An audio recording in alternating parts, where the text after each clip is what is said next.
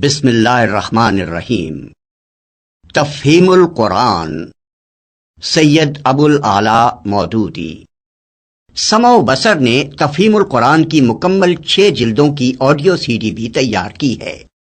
سمع و بصر نے کچھ اہل خیر کے تعاون سے مولانا سید ابو الاعلیٰ مودودی رحمۃ اللہ علیہ کی مشہور تفسیر تفہیم القرآن کی 6 جلدوں کو 6 آڈیو سی ڈی MP3 کی شکل میں تیار کیا ہے۔ اس میں تلاوت عبد الرحمن الحذیفی کی ہے، ترجمہ اور سورتوں کا تعارف عظیم سرور کی آواز میں ہے، تفسیری حواشی سید سفیر حسن سبزواری، پروفیسر عبد القدیر سلیم اور جناب اشفاق حسین کی آواز میں ہیں۔ پروگرام کے مطابق تمام تر تفسیری حواشی سفیر حسن صاحب بھی کو پڑھنا تھے، لیکن اس کام کے دوران میں ان کا انتقال ہو گیا اور وہ اپنے رب کے پاس چلے گئے۔ انا للہ و انا الیہ راجعون۔ ان کے بعد دوسرے 2 حضرات کے تعاون سے اسے مکمل کیا گیا۔ اس کام میں جن افراد نے بھی حصہ لیا ہے ان کے لیے دعائے خیر کی درخواست ہے۔ اعوذ باللہ من الشیطان الرجیم، پناہ مانگتا ہوں اللہ کی شیطان مردود سے۔ بسم اللہ الرحمن الرحیم، اللہ کے نام سے جو رحمان اور رحیم ہے۔ فاتحہ نام، اس کا نام الفاتحہ اس کے مضمون کی مناسبت سے ہے۔ فاتحہ اس چیز کو کہتے ہیں جس سے کسی مضمون یا کتاب یا کسی شے کا افتتاح ہو۔ دوسرے الفاظ میں یوں سمجھیے کہ یہ نام دیباچہ اور آغاز کلام کا ہم معنی ہے۔ زمانہ نزول، یہ نبوت محمدی کے بالکل ابتدائی زمانے کی صورت ہے، بلکہ معتبر روایات سے معلوم ہوتا ہے کہ سب سے پہلی مکمل صورت جو محمد صلی اللہ علیہ وسلم پر نازل ہوئی وہ یہی ہے۔ اس سے پہلے صرف متفرق آیات نازل ہوئی تھیں جو سورہ علق، سورہ مزمل اور سورہ مدثر وغیرہ میں شامل ہیں۔ مضمون، دراصل یہ سورہ ایک دعا ہے جو خدا نے ہر اس انسان کو سکھائی ہے جو اس کی کتاب کا مطالعہ شروع کر رہا ہو۔ کتاب کی ابتدا میں اس کو رکھنے کا مطلب یہ ہے کہ اگر تم واقعی اس کتاب سے فائدہ اٹھانا چاہتے ہو تو پہلے خداوند عالم سے یہ دعا کرو۔ انسان فطرتاً دعا اسی چیز کی کیا کرتا ہے جس کی طلب اور خواہش اس کے دل میں ہوتی ہے، اور اسی صورت میں کرتا ہے جبکہ اسے یہ احساس ہو کہ اس کی مطلوب چیز اس ہستی کے اختیار میں ہے جس سے وہ دعا کر رہا ہے۔ پس قرآن کی ابتدا میں اس دعا کی تعلیم دے کر گویا انسان کو یہ تلقین کی گئی ہے کہ وہ اس کتاب کو راہ راست کی جستجو کے لیے پڑھے، طالب حق کسی ذہنیت لے کر پڑھے اور یہ جان لے کہ علم کا سرچشمہ خداوند عالم ہے، اس لیے اسی سے رہنمائی کی درخواست کر کے پڑھنے کا آغاز کرے۔ اس مضمون کو سمجھ لینے کے بعد یہ بات خود واضح ہو جاتی ہے کہ قرآن اور سورہ فاتحہ کے درمیان حقیقی تعلق کتاب اور اس کے مقدمے کا سا نہیں بلکہ دعا اور جواب دعا کا سا ہے۔ سورہ فاتحہ ایک دعا ہے بندے کی جانب سے اور قرآن اس کا جواب ہے خدا کی جانب سے۔ بندہ دعا کرتا ہے کہ اے پروردگار میری رہنمائی کر، جواب میں پروردگار پورا قرآن اس کے سامنے رکھ دیتا ہے کہ یہ ہے وہ ہدایت اور رہنمائی جس کی درخواست تو نے مجھ سے کی ہے۔ بسم اللہ الرحمن الرحیم، اللہ کے نام سے جو رحمان اور رحیم ہے۔ اسلام جو تہذیب انسان کو سکھاتا ہے اس کے قواعد میں سے قاعدہ یہ بھی ہے کہ وہ اپنے ہر کام کی ابتدا خدا کے نام سے کرے۔ اس قاعدے کی پابندی اگر شعور اور خلوص کے ساتھ کی جائے تو اس سے لازماً 3 فائدے حاصل ہوں گے۔ ایک یہ کہ آدمی بہت سے برے کاموں سے بچ جائے گا، کیونکہ خدا کا نام لینے کی عادت اسے ہر کام شروع کرتے وقت یہ سوچنے پر مجبور کر دے گی کہ کیا واقعی میں اس کام پر خدا کا نام لینے میں حق بجانب ہوں۔ دوسرے یہ کہ جائز اور صحیح اور نیک کاموں کی ابتدا کرتے ہوئے خدا کا نام لینے سے آدمی کی ذہنیت بالکل ٹھیک سمت اختیار کر لے گی اور وہ ہمیشہ صحیح ترین نقطے سے اپنی حرکت کا آغاز کرے گا۔ تیسرا اور سب سے بڑا فائدہ یہ ہے کہ جب وہ خدا کے نام سے اپنا کام شروع کرے گا تو خدا کی تائید اور توفیق اس کے شامل حال ہوگی، اس کی صحیح میں برکت ڈالی جائے گی اور شیطان کی فساد انگیزیوں سے اس کو بچایا جائے گا۔ خدا کا طریقہ یہ ہے کہ جب بندہ اس کی طرف توجہ کرتا ہے تو وہ بھی بندے کی طرف توجہ فرماتا ہے۔ الحمد للہ رب العالمین. تعریف اللہ ہی کے لیے ہے جو تمام کائنات کا رب ہے. تعریف اللہ ہی کے لیے ہے. جیسا کہ ہم دیباچے میں بیان کر چکے ہیں، سورہ فاتحہ اصل میں تو ایک دعا ہے، لیکن دعا کی ابتدا اس ہستی کی تعریف سے کی جا رہی ہے جس سے ہم دعا مانگنا چاہتے ہیں. یہ گویا اس امر کی تعلیم ہے کہ دعا جب مانگو تو مہذب طریقے سے مانگو. یہ کوئی تہذیب نہیں ہے کہ منہ کھولتے ہی جھٹ اپنا مطلب پیش کر دیا.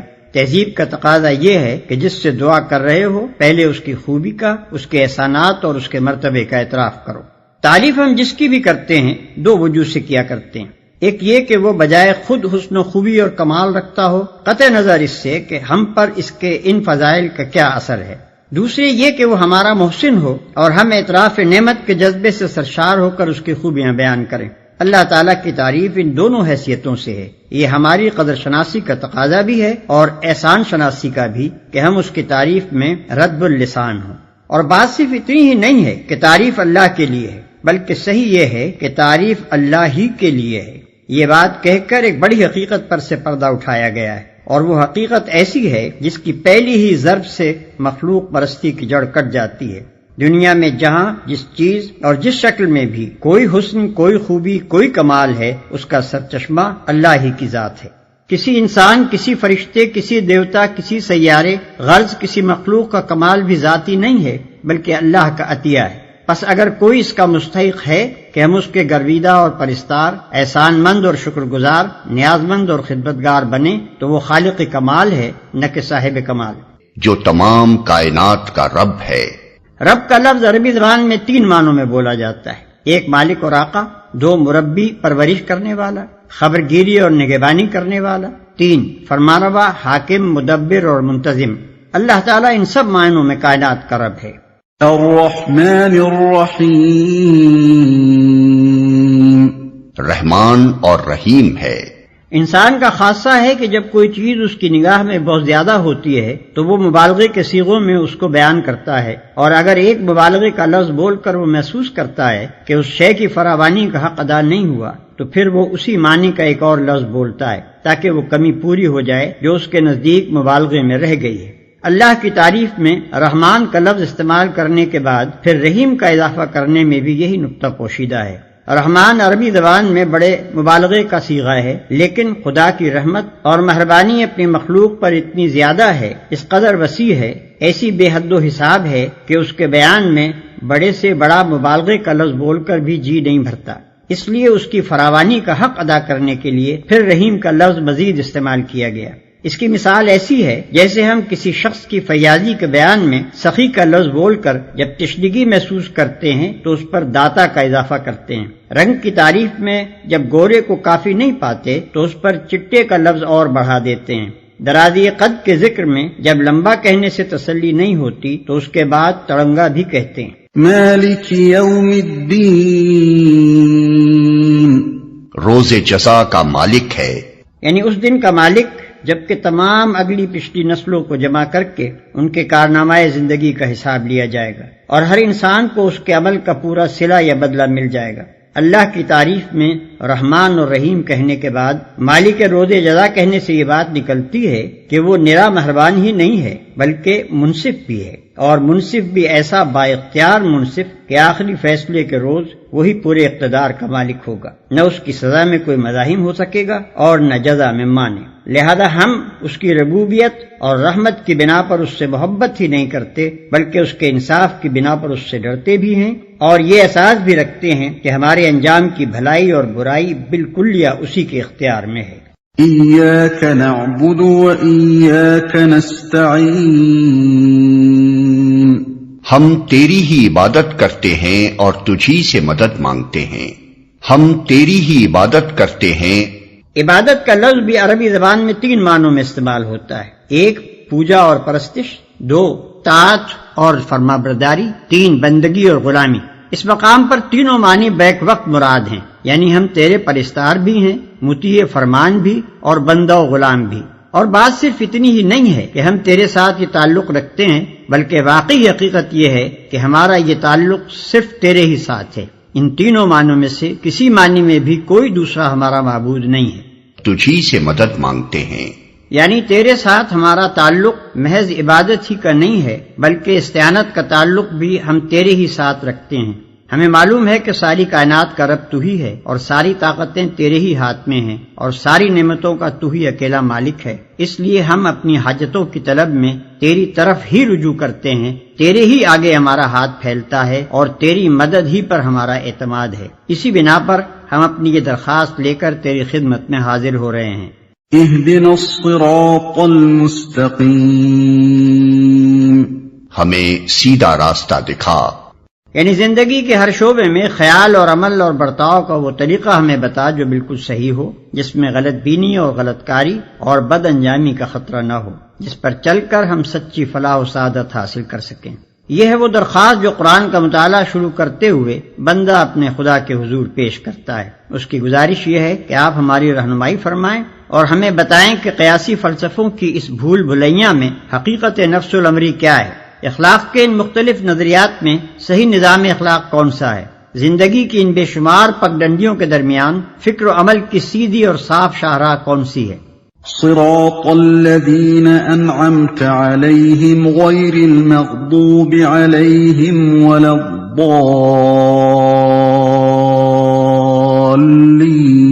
الضالین، ان لوگوں کا راستہ جن پر تو نے انعام فرمایا، جو ماتوب نہیں ہوئے، جو بھٹکے ہوئے نہیں ہیں، ان لوگوں کا راستہ جن پر تو نے انعام فرمایا۔